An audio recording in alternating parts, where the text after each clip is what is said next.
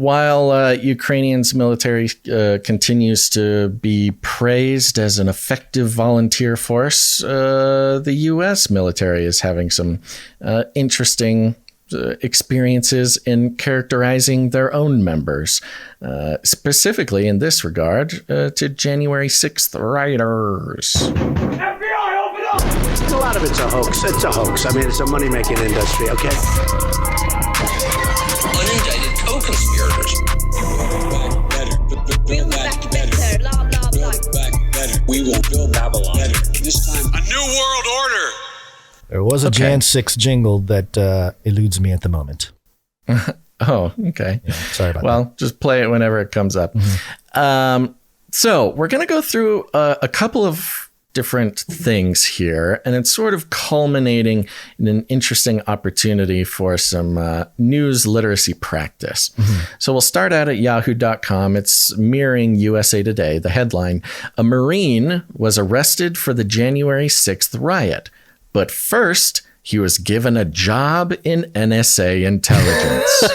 Does that surprise anybody? Incredible. Yeah. Now, it goes like this. 2 neo-Nazis were arrested for threatening to attack electrical substations to destroy Baltimore. A, quote, boogaloo boy was arrested in Missouri for having a bunch of guns. Okay. Is that illegal to have a bunch of guns? Apparently, according to America. Weird. And a Marine was promoted to a top intelligence job after being at the Jan 6th insurrection. He has since been arrested. Plus, the FBI's hate crime statistics are worse than useless. Those are in quotes. Thanks. Yet a congressional committee chairman claims the Bureau inflates the issue of domestic extremism. You don't say. It's the week in extremism. Now they go through, this is kind of a collection of stories here. Yeah. One of them here is hate-fueled attacks planned on power stations. Convenient. Yeah, we've been following. I mean, attacks on power stations have been going on for, 2 years now? Yeah. At least 1 year, but I think about 2 years. And they give kind of some brief rundowns of these things. The first one, of course, is a well-known neo-Nazi and his suspected accomplice were arrested last week and appeared in court Monday charged with plotting to attack power substations in Baltimore.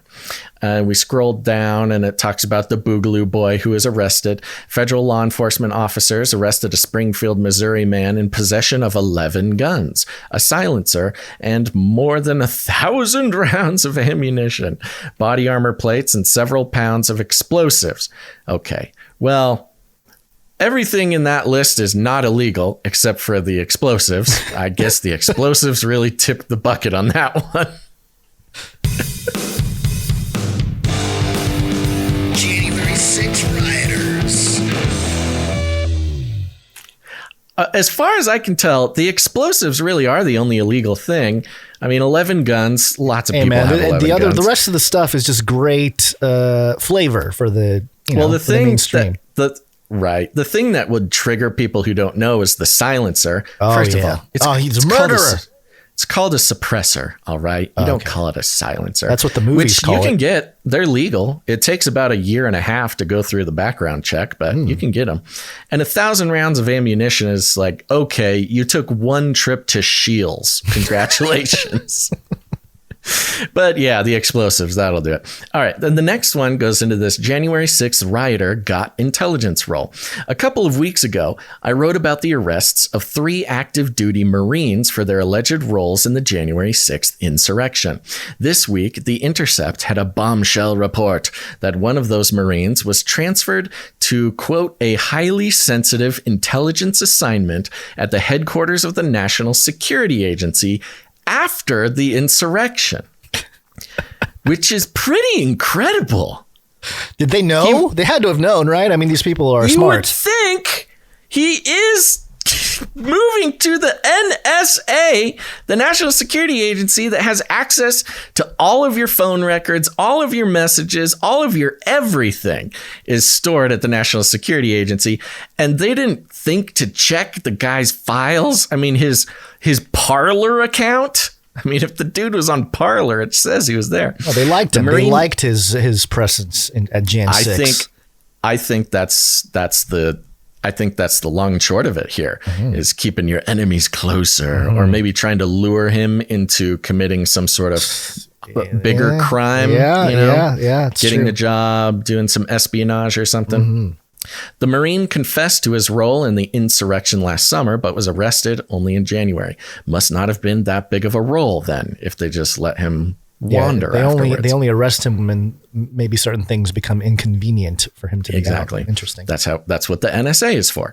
The Intercept reports, quote, Sergeant Joshua Abate, a special communication signal analyst, was assigned to the Marine Cryptologic Support Battalion, which acts as the liaison between the Marines and the NSA at Fort Meade.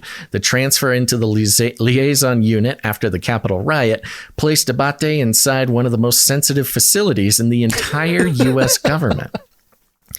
Yeah, Let us show you under the hood. It's hilarious. He tap danced, waltzed his way into the Capitol building, and so they go ahead and open up the doors to the most secretive facility in the government, the NSA building. Context.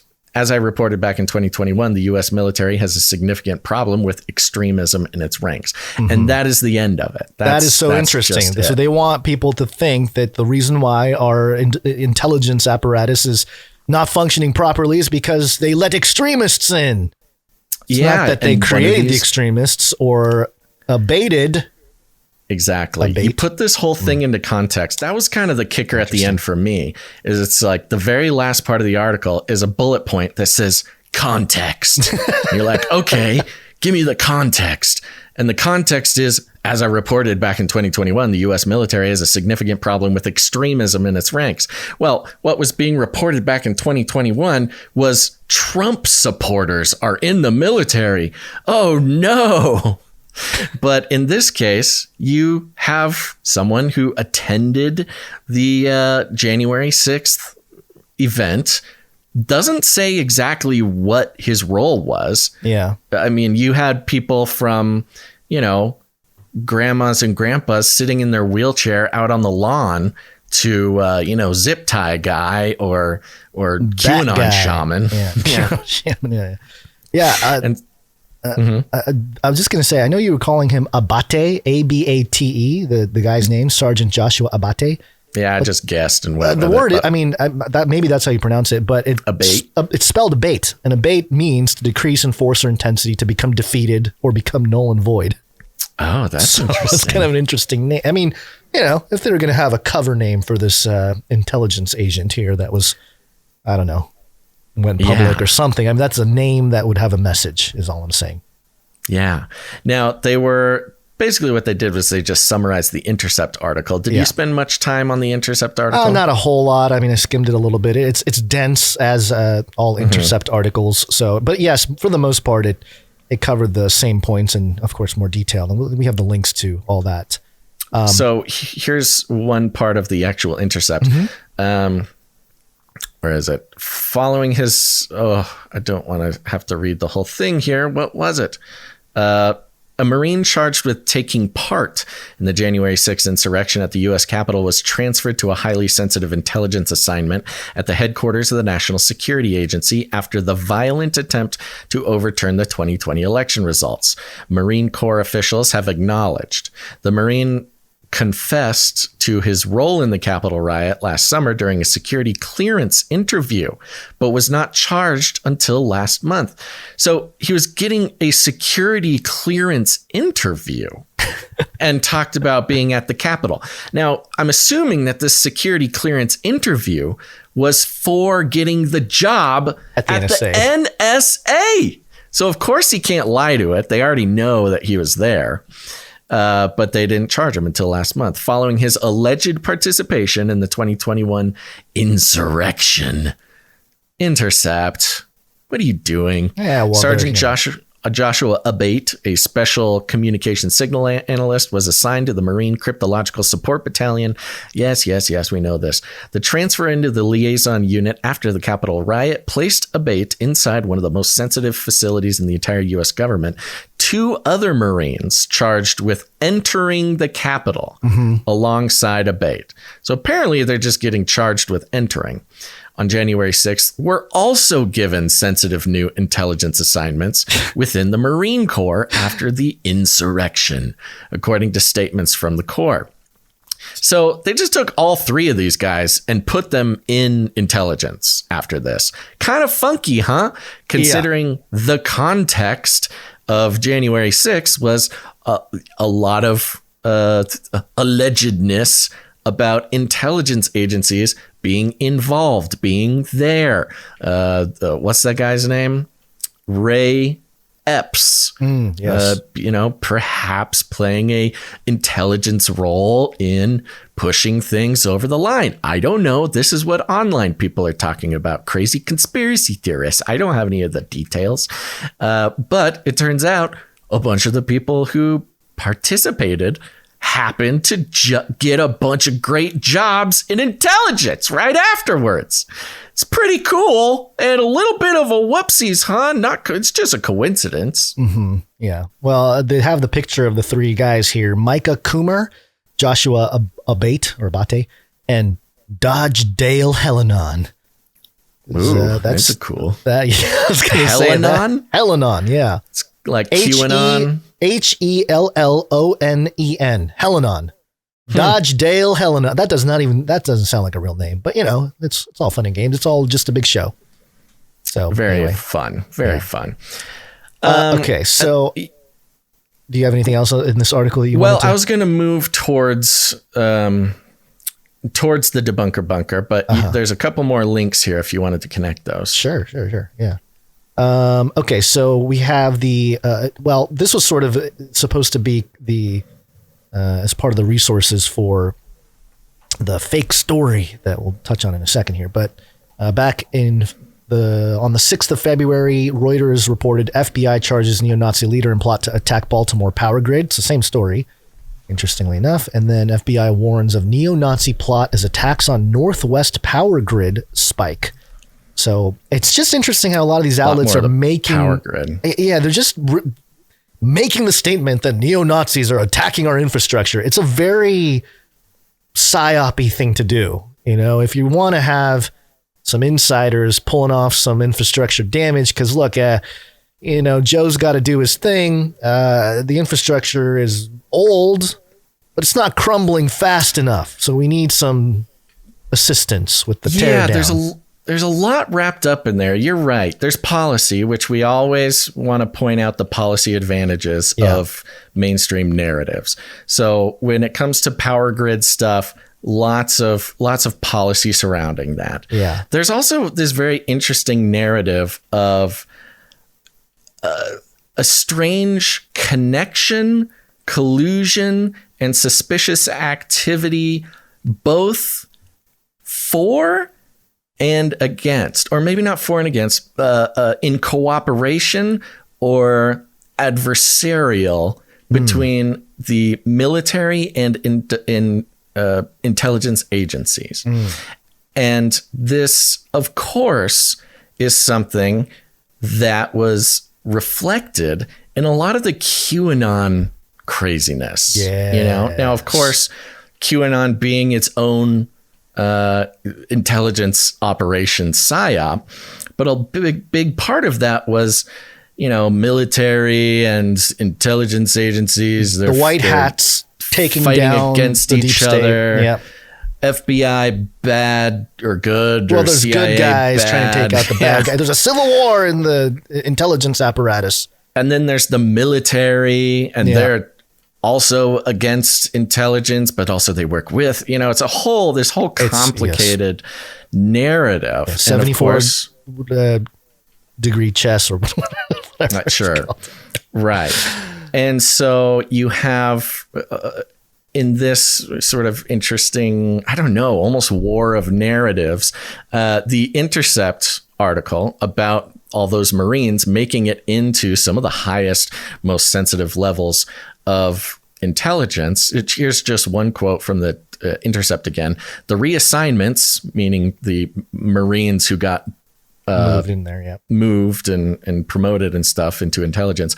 The reassignments raise serious new questions about the ability of both the military and the U.S. intelligence community to identify right-wing extremism in their midst. Interesting. They're kind of flipping it on its head almost. It's like right. So we were always and still are, but vehemently skeptical of QAnon. That was always, I mean, we got kicked off of YouTube for saying the QAnon wasn't real. Cue the miserable, cue the desperate. What must I do to convince you people?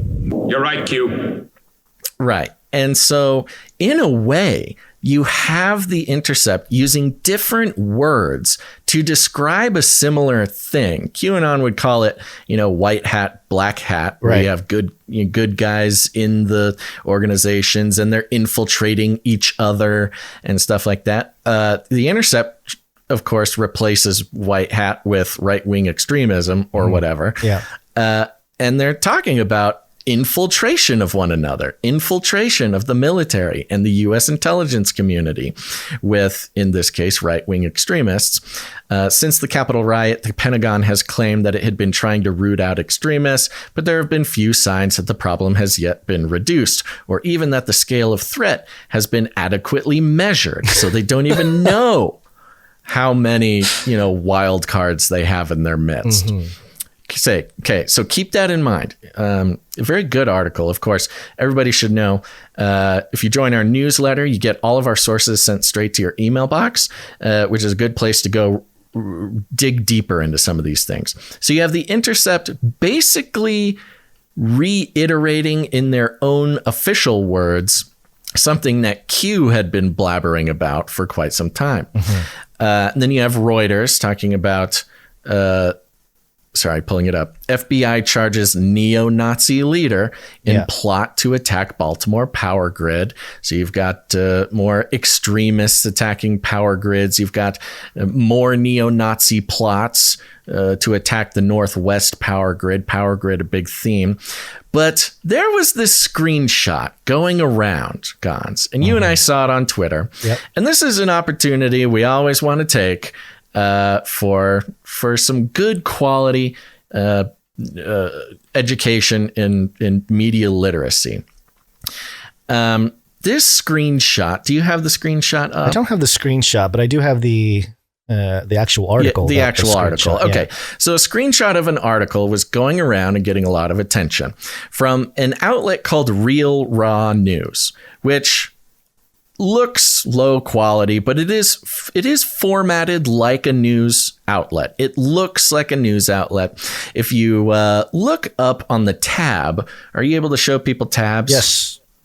The tab, this is just step one for media literacy, folks. Look at the tab, and it has a logo with a W on it. That's the WordPress logo. That little icon is called a favicon, and it's just a tiny little logo to help you identify your tabs.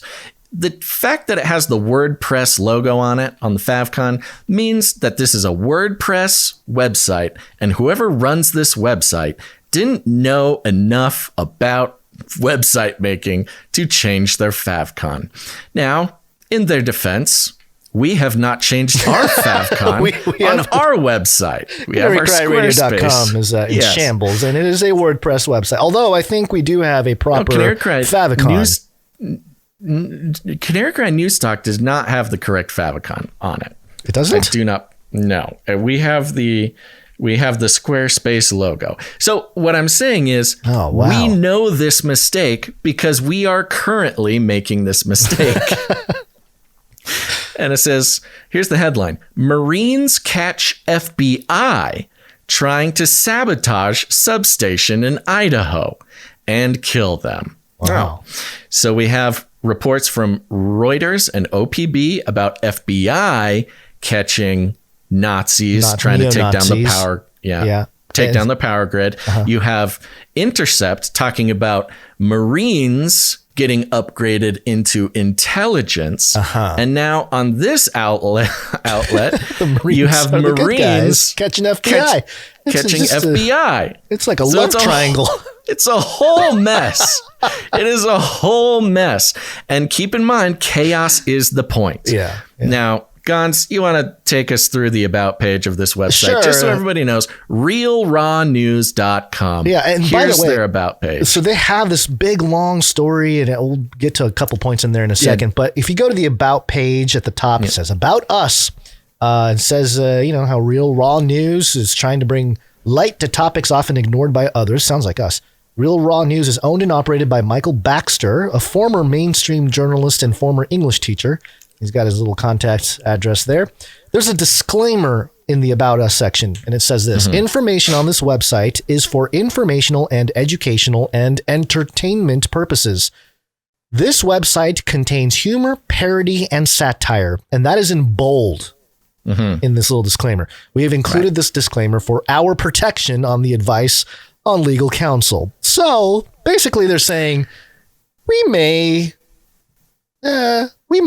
not report factual things. Yeah. And there's no legal ramifications for that because we put this disclaimer in here. They literally put in their website, we're not going to tell you the truth, okay? That's not what we do. We entertain and we're satire. More confident than Showzilla, though, about the education. We're only saying this because our lawyers told us to say. Right. Let me tell you. Now, just some examples of other articles that are here on the side. You have things like Jerome Adams hanged at Gitmo, and Putin decimates another adrenochrome warehouse in Ukraine. Whoa! I wonder who these articles are for. Sounds like there's a particular crowd that really gobbles the stuff up. Exactly. So this is an outlet specifically aimed at QAnon folks, QAnon types. Yeah. Maybe they don't believe in QAnon, but they are the type of people who want to read about Jerome Adams being hanged at Gitmo, or Putin decimating an adrenochrome warehouse, or military arrests vaccine scientists, charges of something. I don't know, ... So that's the type of stuff they have on Real Raw News.